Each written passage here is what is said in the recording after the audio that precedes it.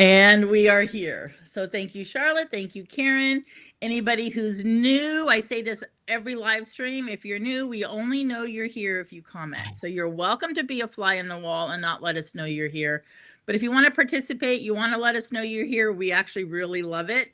And you need to make a comment. So make a comment, give us, where you're from, whatever you want us to know. Here's Teresa. Yay. So we have Teresa. So hey, Teresa. And I have a couple questions initially before we start our conversation. Oh, look at that banner cuts you off, Charlotte. Did you see that? It's all good. I'm used to getting decapitated. Can we do it from the other way so it gets rid of the double chin? I'd like that even better. Yeah, I know, me too. Well, I'll show comments, but I won't let them stay there for long. It's weird because I have so much space down here. Do you see all the space I have for them? Yeah. Why it pushes you up, I don't know. Anyway, a couple questions before we dive into whatever road we go down is number one, what are you grateful for today? Sunshine. I don't know if you guys saw those storms that came across the central US yesterday. Literally, guys, they closed down the town for thunderstorms yesterday. I kid you not, only in Kentucky do they shut down the schools for thunderstorms. But it did rain nonstop yesterday, the day before, and then I just got back from vacation in Oregon, and it rained the entire time in Oregon. But today, it is shiny and beautiful, and the flowers are out. So there's my grateful. Okay, awesome.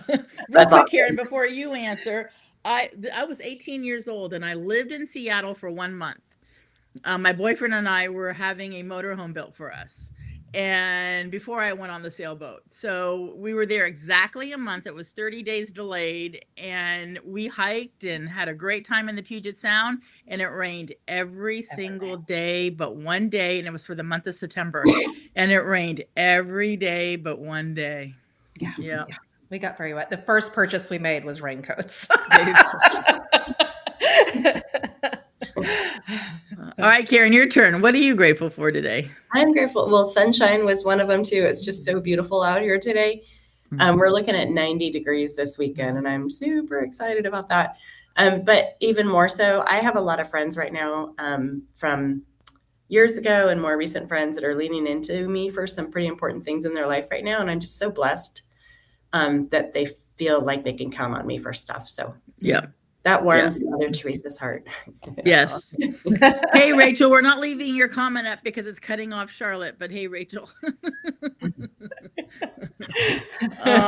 Cool. And I am grateful. Yesterday, I got to watch, I have a grandbaby who's 1 month old today. And yesterday, my daughter and my son-in-law went for a 2-hour date. Oh, yay. Nice. The balloons are yeah, we went on a 2-hour date and I got to babysit. So that was really fun. So, and then Saturday, Stella from Oregon is coming down and staying with me. So I will have all my children and grandchildren in my home for Mother's Day, and my heart is already full. That's really awesome. So will this be the first time the two babies meet? Yes. Yes. Okay. Oh, that's awesome. Yeah. That's very awesome. Yeah, that's very awesome. Yeah. Lots of babies. Lots of babies. All right. So now my second question. Boy, I must be tired. What is my second question I told you guys I was going to ask you guys?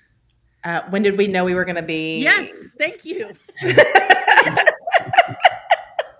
Whoa. Well, I've had a long coaching day. I've been putting a lot of coach calls in since I'm off next week. So yes, my brain is a little bit fried. All right. So yes, this is business banter, right?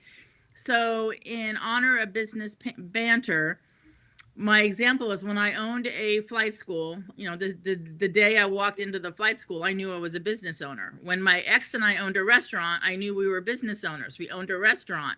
When I started real estate 30 years ago, it took me a while before I actually realized I was a business owner. So my question to Charlotte and Karen is because you're both in the real estate industry, in mortgage lending, broker, realtor, at what point, was it right away or was it a journey that you went, aha, I'm a friggin' business owner? Karen, you first. Well, I had a very small glimpse early on, and that was the first day at the office. And I went to my desk, which was 100% empty. It was just a blank slate. And I walked to the front desk and I asked the gal, where's the supply closet? Because I always worked at a corporate office where there was a supply closet. And she said, Well, that's down at Office Depot. Good answer. Yeah, it was. But beyond that, it was when I didn't mind spending the extra hours in the business, the late nights, the weekends. When I was doing that and I didn't mind, I realized I was actually owning this business and growing this business. Yeah. There was no resentment there. Yeah. No resentment. Yeah. But was it a good aha moment, or did it teach you something? Did you do something different when you said, oh, I'm a business owner versus this is a job?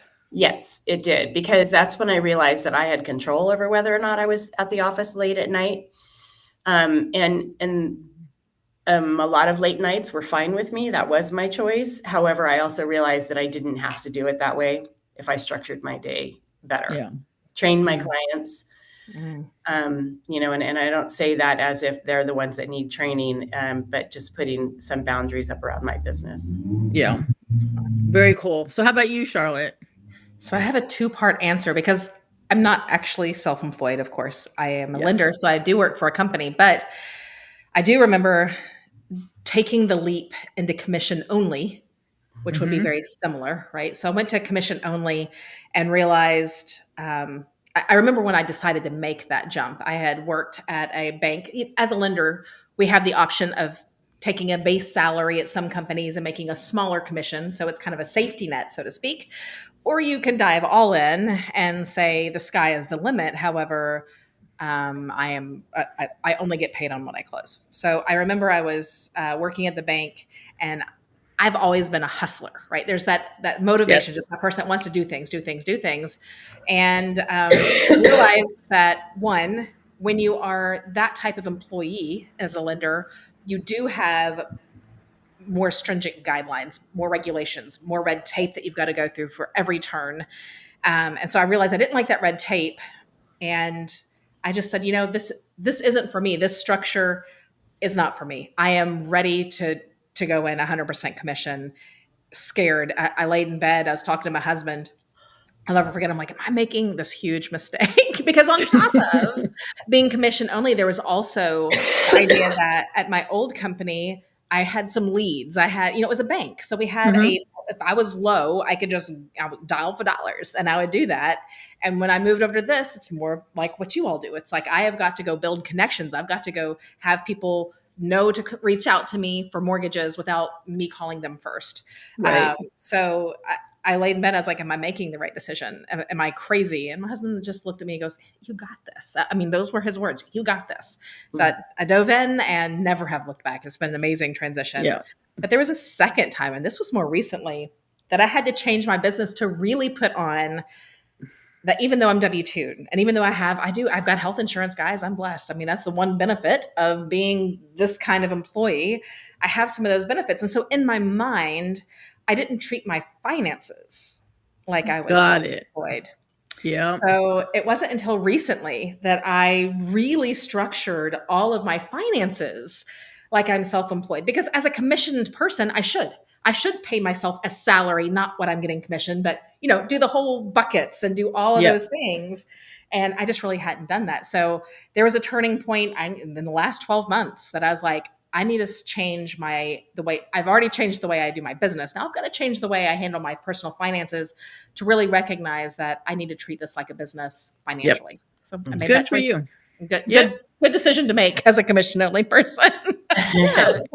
And so to your point, we're always learning, right? Yeah. We're always having those aha moments. And I'm sure you've had people in your life being a coach or a family member saying, hey, you need to handle your finances XYZ, right? But at some point, we're always learning. We hear something right at the right time. It's like, okay, I got to set up my buckets better. Right. Yep. Yeah. Important. Yeah. Very cool. So yes. So same with me, leaving the corporate world and having my own coaching company. I knew right away I was a business owner. But when I first went into real estate 30 years ago, it took a while for me to connect the dots to, oh, I am a business owner right? My broker is not my business, isn't, owning my business, which it's kind of like what Karen said. Where's the supply closet? Right. Where are the Or leads? what happens when I have that slow month? Like, Yeah. I can't do anything. There's no one to go ask for money for at this point. I am the boss. I'm the boss of that paycheck. I better get serious. Yeah. Yep. That was a little bit of a moment for me as a broker, right? When I realized that I was the company owner, when somebody asked me a question that I would have normally turned around and asked my broker, and I turned around and there was no one there because I Yeah. am that broker now, right? So it stops here. And that was nerve-wracking, and I thought it was very cool. I'm like, okay, good. This is what I want to do. Mhm. And I kind of changed some of my daily habits to be Yeah. able to rise up to the task. That's Yeah. interesting. So Because, go ahead. Teresa, Rachel, anybody else who's listening, if you want to put in the comments, when did you realize you were a business owner? If you are, I know Rachel is, I know Teresa is, but if someone else is listening and you want to put that in there, let us know. It'd be very cool. Okay, so another thing that we all have in common here today is all three of us obviously are women business owners. And so did anybody tell you couldn't do it because you were a woman, or did you have any self-limiting beliefs being female? Or no? That's tough. I've always been more of a guy. I hate to say this, but like, Okay, I gotta know what that means. you know what I mean? Like, I was reading this book. It was The Confidence Factor, and it was about women and the confidence that a woman has versus the confidence that a man has, and how they just walk in and think that they can do it. And it was talking about how women, and I'm like, I'm kind of a guy. So I don't know that anybody questioned me because, like, I might bulldoze you. So I'm okay if you say that's a guy thing. My perspective on it is our drive. And I do know the three of us. I know myself. I am a overachiever, very driven. I know Karen is. Charlotte, I know you are. So I call it that we have that gene. We have the overachiever drive gene. Not everybody has that, right? In their genetic makeup or profile, right? So okay. That's very cool. How about you, Karen? I didn't have any limiting beliefs being a woman. In fact, I have kind of a good story along with that. It's probably a big part of the reason why I am where I am. I started in this business in the title and escrow side, and I was a sales rep. So lenders and real estate agents were my clients. And I had a big lender territory, and my direct manager pulled myself in along with one of my employees to a conference room. Both of them were men. And my direct manager says that they were going to give my lender territory to my sales rep because he was a guy and he felt that lenders would have a better rapport with a guy. And ouch. So, yeah, well, yes and no. Here I am. Right. Oh, is that was that the straw? That was it. That was it. A big middle finger, slammed the door, and I went and signed up for my real estate license. So high five for taking that step, right? I don't need this. He's being so high five to bad managers, because I have a bad manager story on why I quit, right? Yes. So it's like, high five to bad managers. They push us out the door. Yeah. They do. And it's stories like that I try to remind myself and people around me that I care about. When that stuff is going on, it's not a bad thing. It hurts while it's happening and it's confusing while it's happening. But if you get out of the way and just see what your path is, it's usually for a reason. Yeah. There's something good. No, absolutely. That's right. Yeah. Yeah. The universe speaks, and sometimes we hear it, and sometimes we are really good at having selective hearing. Like my dog Charlie definitely has selective hearing. When I yell, "Come, Charlie," and then he decides if he wants to. Right? It's like, how cute are the squirrels that I'm taking right now? Yeah, I mean, I'm not going to beat them, right? So it's right. like, does she just kind of yell at me and is disgusted with me, but I'm going to go chase the squirrels anyway, or do I obey? So it's about a 50-50 thing. So same thing with it when we listen to the universe, right? It screams sometimes and we still don't hear it. Oh yeah. Yeah. I will say there's probably a turning point in my 40s that I've always been that driver, but I had a much more of a tendency to feel like I needed to please the bosses, right? Please the people above me. Um, some things switched. I don't know if it was just age and wisdom, and I don't think it was one of those where I had a bad situation. Maybe, actually, you know what it was? I do remember. It was I was creating a bad situation in my head that wasn't there because I was projecting that need for affirmation. And Mm-hmm. that changed. Now I became more comfortable in my skin in my mid to late 40s. And I would say that is probably something that was given to me a long time ago that I carried with me for a very long time. And I'm sure it had something to do with the fact that I was a woman in a very salesy business, which is not typical. Not anymore. Yeah. I'll tell you. Can I just tell you, I am so blessed. I work for a company where I think 90% of the higher ups are women. And like in your industry, think about it. I mean, we are in a very much a woman ruled industry. And Yes. we We are. really, we rock at it, which I think I'm Yep. very proud of our industry for that. I feel like we kind of break the norm. It's Yep. cool. Great point. I love it. The only time I've ever had to, really stand up for being a woman and really was challenged with being a business owner when I was learning how to fly airplanes in Maine. Was definitely a male dominated, what the heck is a cute 26-year-old doing here in this industry? If the Me Too movement existed back then, I'd be one of the people in the front line holding, a picket sign with saying Me Too on it. It was bad. Other than that, I've never had any struggles, Never had that. especially in the real estate industry. Not, maybe my own voice in my head, sure, sometimes. Or maybe a well-intentioned family member saying, "What the heck are you thinking?" kind of thing. Why are you doing this, right? And being an external sort of saboteur, but being a woman, no. So it's nice in this industry not to have that. Would either one of you say that you have suffered from, there's that whole gap of income and asking or thinking that we deserve a higher income? And I can say that I have experienced this at different levels in my life. There is a part of me, and I do think that it's because I am a woman, that it's in here. It's not projected on me, but it is in here where I don't believe that I should pay myself more, right? I want to give. I don't want to take that much. And some male counterparts, and I'm very much generalizing, and obviously this is not when you're a man. Right. Yeah, right. But there's that part where, maybe I don't have to take that much, right? Maybe I don't need to do that. Or when I'm negotiating for a base, a bonus or something like that. And again, this a little bit different from what you guys have to do. I do feel like as a woman, we have to push through that. I don't know what it is. I don't know. Maybe it's just society that's put that on us for a long time. I don't know. Or maybe it's just in our DNA. That is a whole nother discussion. But I do think that I have to push through that boundary and remember, no, Jack over here is going to be asking for this much more. And I do a better job than Jack. I'm going to ask for this. Yeah. Yes.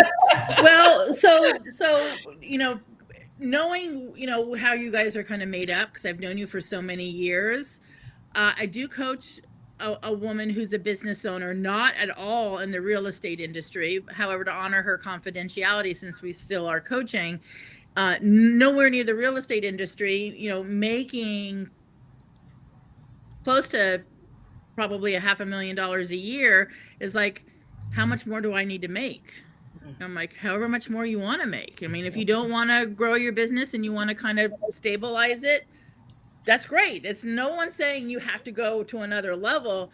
And then it's like, no, I want to. It's a struggle, with very caring, giving people who want to give back. And, we all do, right? Yeah. However, there's nothing shameful for building your bank account either. For building your wealth. Yeah. And there is just this, I look at the male counterparts, even in my business or around me, and I don't know that they have that same inner dialogue that I have. So I would say that it's not the world around me that's doing, but there's some inner dialogue that somehow got put there, whether it's DNA or whether it's influence, I don't know. But there is some dialogue there. So I try to recognize it quickly. Well, I'm going to bounce into the comment that Teresa made around, this is going to be a long circle, so bear with me, Charlotte. So Teresa said, I'll pull it up. Rejection is protection. So we were, different topic we were talking about, but that's from the book Worthy, right, Teresa? Correct me if I'm wrong, but I'm pretty sure that's from the book Worthy that we read as a group. And my coaching clients read that book as a group. And rejection is protection.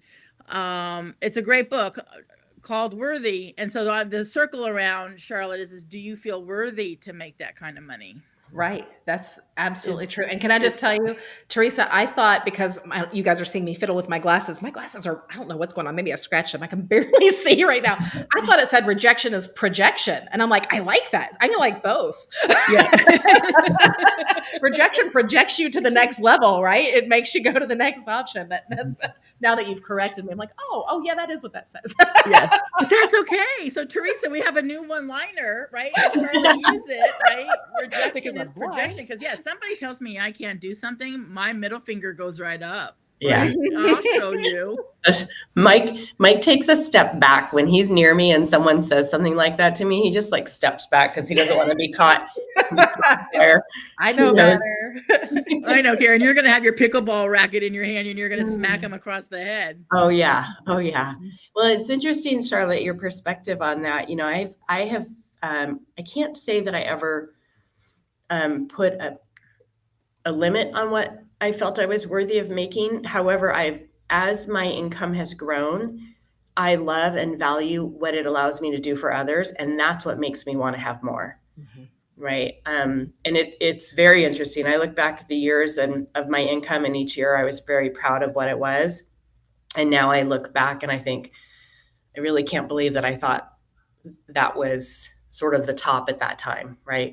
Yeah. And that's what allows me to now, to kind of comment on what Tanya was talking about, that client of hers, and the amount of money they're making now. And their question to her is, well, if I went, and this is for any of us, if we went from this point to this point, who's to say we can't do that again 10, 20 times? Yeah. And if you could, what would you accomplish? Is there something to reach for? I mean, if you've outgrown every single dream and every single goal, maybe you do need to start taking some time off. But if you're here and you can get here and maybe even there, if you get here, what does that allow you to do? Like really specifically think, like, what does that mean if I have that? Yeah. I'm really good at setting new goals after a goal, right? So I don't know that, if I'm living on the beach with this huge family compound with all my families there, so now I'm throwing out in the universe like one of my fantasies, right? Have your kids agreed to this yet? No. That's why I said fantasy. Right? I'd love to have this huge home on the beach. Okay. Right? Okay. Like with like a patio thing in the middle, and and then they're all spread out with all of our own privacies, right? But yeah, here we all are in the middle. Of course, nobody's agreed to any of this, but that's a fan. I'm good with that. If I reach that, I'll think of something else. We'll go to the next one. Yeah. Wait, I can dream big. I can dream real big. Same here. I will say that there are maybe even not the driven thing, but the voices, Chania and I, when we've talked, you have told me to change my channel. There is and I think we all suffer from this, but this is something I'd love to know. I'd love to go out and 100 driven, successful women and men and see if that inner dialogue why do you think you can do this dialogue? Do women have that more than men? I feel like maybe we do. Well, we might have different dialogue, but everybody has an internal saboteur. I haven't met every single human on earth. Maybe that's too broad of a statement. Babies don't have them. However, I have not in 10 years of coaching, I just exceeded 5,000 hours of coaching hours because with being in the International Coaching Federation, we are required to track our hours. And when we hit 5,000, we're considered a master coach. So yay, I'm celebrating that. And so in the 5,000 hours of coaching, I've not met a human that didn't have some sort of self-limiting belief or saboteur voice. They're there, and some manage it better than others. Yeah. I think there's that idea that some people believe that if you give them, I'm going to give my example. I can actually give my personal example. So I want to speak. I want to speak at a big keynote type. You're doing a speaker. TEDx in Right. 2025. That's Yes. it, right? So I have this and I get really excited about my dream. And then that saboteur in the back is, you really need to do this, this, and this before you even think about it. How There could you you go. think about this until you Yeah. do this and this? And then I know other people that, specifically guys, that they're like, I'm going to do this. And it doesn't matter if I've done all this stuff. I'm just going to go do it.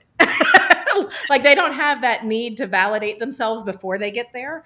And that is a very big generalization. But that's something I have to fight constantly. Like, no, stop. Just, you can just go do. Yes. Yes. Yes. So, I'm challenging you to go start applying for TEDx talks. Okay. Yep. I just learned that somebody that I play pickleball with, Tanya's shocked that the conversation just started that way again, but Yep. she actually coaches people for TEDx talks. There you go. Oh, how cool is that? Nice. And I have a guest speaker. So in my coaching practice, my clients have pop-up trainings. And so I have a gal, Nasheen, who is a coach who does the same thing. So Right. we need to connect them, Karen. Yes. But she is doing a pop-up training on speaking because she's a speaker coach / she's done 3 TEDx, and so she coaches on that too. In fact, Teresa, who's commenting, is taking one of her workshops right now. So Oh, very nice. Very cool. celebrating coaches. Yeah, that's awesome. That's great. Yeah. We all Yep. need Yep. Hold on, let me see the comment. You're already doing these lives beautifully, Charlotte. See, there you go. Thanks. All right. Good so leader. Good leader. I didn't realize how fast the time, it always is so fast. We're going to start timing these longer. Obviously, we've got NAR, the changes. We've talked about it. We keep talking about the July thing that's coming up, which Karen had brought up. She had heard it might be extended till August. So anyone listening, if you have an update for us, it looks like it might be extended a little bit. Yeah. I feel things are settling in. Like, I'm glad we've had notice so we could practice, prepare. So what are you hearing, Karen, out in the field with being a broker and producing agent? What's the temperature? There's a lot of concern that with this change, we're going to actually create some problems. And I have to say that, because real estate commissions have always been negotiable, I'm not so sure that we solved a problem with this lawsuit, unfortunately. And the biggest concern with what it can create is it may, at least for a while, encourage buyers to go directly to the listing agent with the idea that they might be able to not have to pay their own commission, right? Yeah. And with that, we're going to have, so let me back up, dual agency. Anyone that's in real estate knows what dual agency is. For those of you that are not actually in it, it's when the same company represents the buyer and the seller. In a large company, you have 100 or 200 agents. It's likely not really a problem.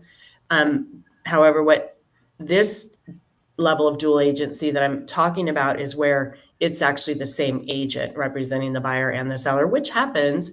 But I think we're going to see more of it. And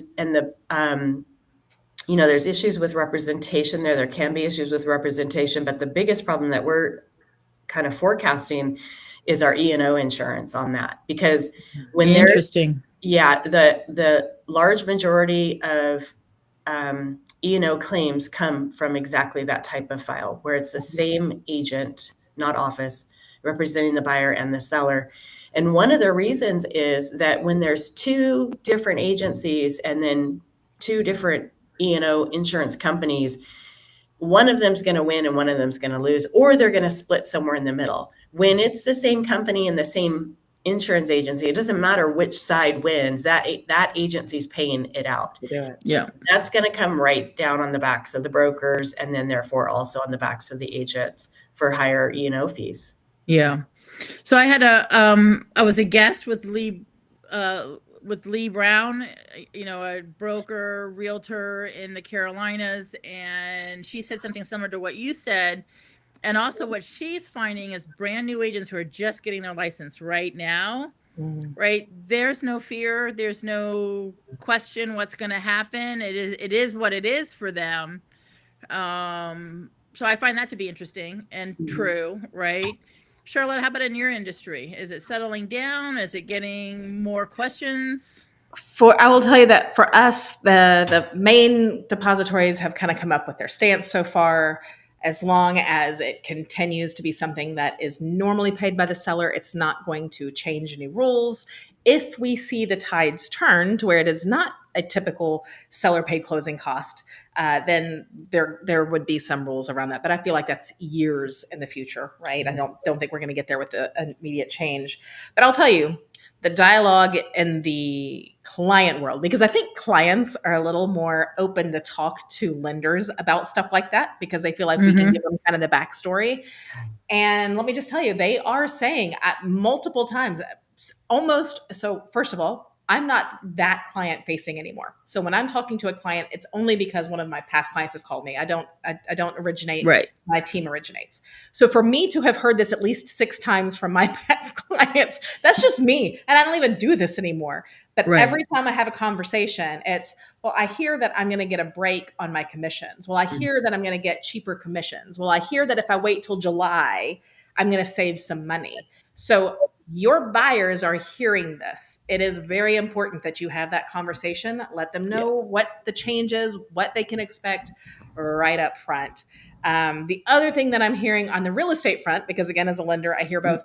I hear that realtors are sick to death of hearing about NAR. I put together like this great, can I just tell you, I'm going to pat myself. It's probably my very favorite presentation that I've put together for agents. It is a value-driven business. Yeah. And I put this together really thinking that it was for buy-side agents, specifically buy-side agents that really work with leads, and they haven't had to convert a lead immediately into a client, right? Yeah. Because that's kind of what needs to happen. You've got to sign a contract with this person right up front. And can I just say to all the realtors out there, I had an agent at one of these events say to me, well, I've been told that I could just do a 1-day contract. You chicken. No, absolutely no.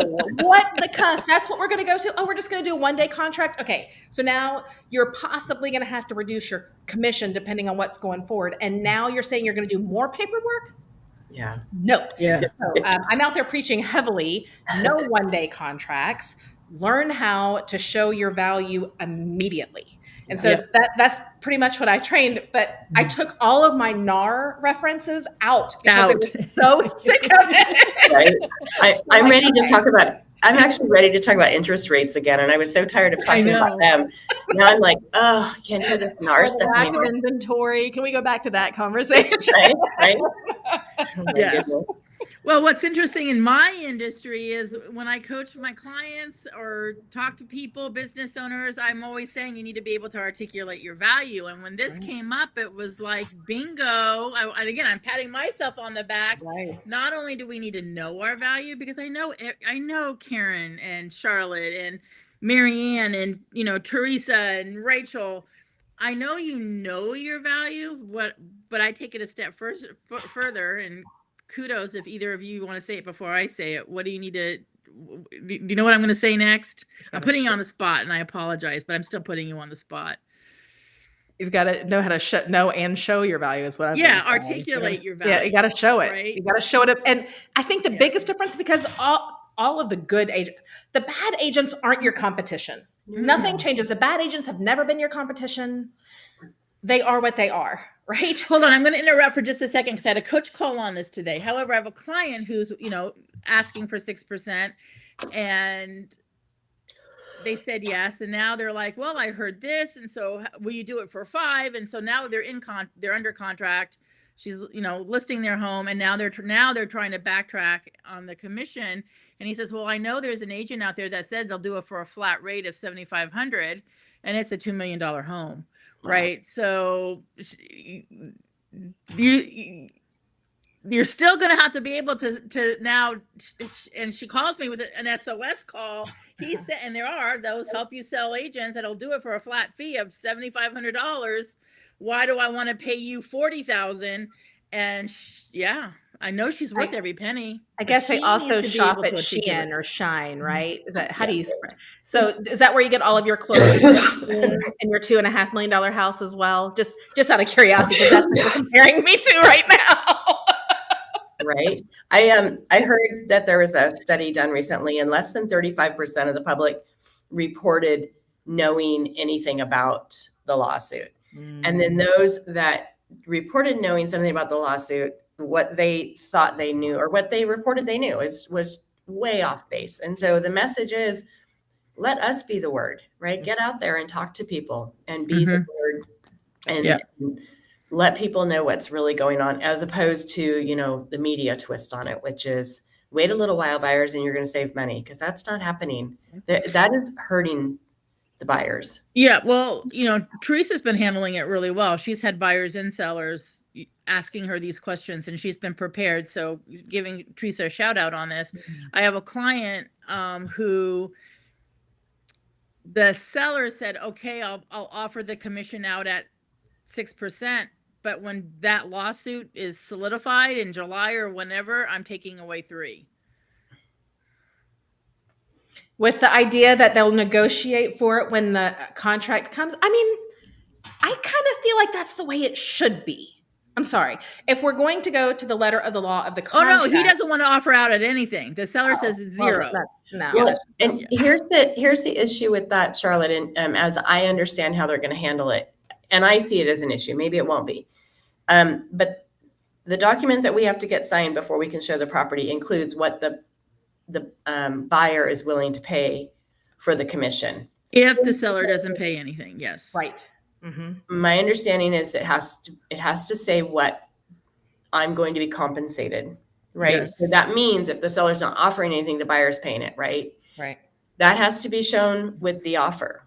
So why the seller, if they're playing, why would they? If they're playing poker, they're going to keep their hand close to their chest at a 0 to first see what those buyers are going to. So you guys would have to show the sellers the buyer's contract? That's been discussed. And again, the only thing that is in the NAR facts and questions about this is about the compensation not being in MLS, and that we have to have that document signed before we show the property. The other part I've just heard in discussions. Do you currently give the seller the copy of the buyer's agreement? The one of the states I work in requires it, and yes, the other state, no. The other state doesn't. Interesting. I feel like the commission shouldn't be on that sheet then. I mean, that just doesn't make sense. It doesn't at all. Because here's the other thing is that part of that same discussion is that the sellers will not have to pay extra. So if the buyer says, I'll pay you this much, and the seller's actually offering this much, that gap just goes away. So there's a lot of parts of this that are not ironed out yet. And that could be part of why it got pushed back. Yeah, it could be. I don't know the exact reason why it got pushed back, but I mean, I think it's a lot more complex putting into practice. I call it messy in the middle, right? It's going to be messy for a little while. So couldn't it be simplified? And I am not a realtor, so you guys might kick me under the table with this. Well, we won't kick you. Okay. So I'm a listing agent. I tell my seller, hey, my charge is 3%. Most buyers agents are going to come in at 3%, but we don't have to discuss that. I want you to price it. We're going to do everything based on figuring worst case scenario. They're going to come in with probably a 3% buy side commission. But the great news is we don't have to negotiate that right now because it's going to depend on where your buyer comes from and what they negotiate. My fee is this. And if I have a buyer, if a buyer comes to me, which is the best case in the world if that happens, because then you're going to know exactly what's going on. You know that you're going to have the best agent in the world working both sides. But if I do the buyer, my fee for the buyers is this. And then when the buyer comes from another agent and they bring a contract, I don't think it should say what the buyers are willing to pay if the sellers don't. That's crazy. But they bring a contract and they ask for 2%. Well, then now the seller has already agreed to your 3%. And now they're going to pay the 2% that's negotiated in that contract. That's just simple to me. Why are we getting all messy in the middle? Just make it to where you set the expectations of what's probably going to happen. You get the option. If somebody sends you a crappy offer, you can say, no, I'm not going to pay this. Right, exactly. And negotiate it. Yeah, just like we always negotiate everything. And I'm just going to say really quick, just kind of public service announcement. These are all hypothetical ideas and numbers. We're not putting anything out there as a norm. However, I completely agree. It always has been negotiable. right? Yes. It's just one more thing in the contract that we're negotiating. And that's another interesting piece getting behind the scenes on this. The data that was collected and put in front of the jury included the commission that was offered to the buyer's agency representation. It didn't get into the nitty gritty of where it actually ended up. And there's a really big difference between when we input stuff in the multiple listing until closing. That number doesn't always stay the same. Right. And that was not part of the information that was put in front of the jury, unfortunately, Yeah. which Yeah. shows the negotiation. Right. Yeah. Right. Yep. So we'll switch topics. However, there's still so much to learn and understand and scenarios. And so, no, I'm not surprised that this has gotten extended because of this, because I'm not sure how well it was thought through, or that, even if it was well thought through, there's still more stuff that's popping up, right? Because it's not as much as we want it to be simple, like keep it simple, stupid real estate. People aren't going to make it simple. Yeah. It's not gonna be simple. No, I look at whatever's been put out there. It kind of reminds me of the person sitting behind the desk that works for the medical insurance agency that's telling you that they're not going to pay for the prescription that your physician who went to medical school recommended you have, right? It's like you've got someone who's not in the field. And that's what I see about this too, is we have people that are behind desks and they're talking about theories and talk to those of us that are out practicing it, please. Yeah. No, absolutely. Okay, so I'm putting you ladies on the spot. However, a fun question is, what's the best part of being a female business owner? And we don't even have to put female in there. What's the best part, Charlotte, of being a business owner?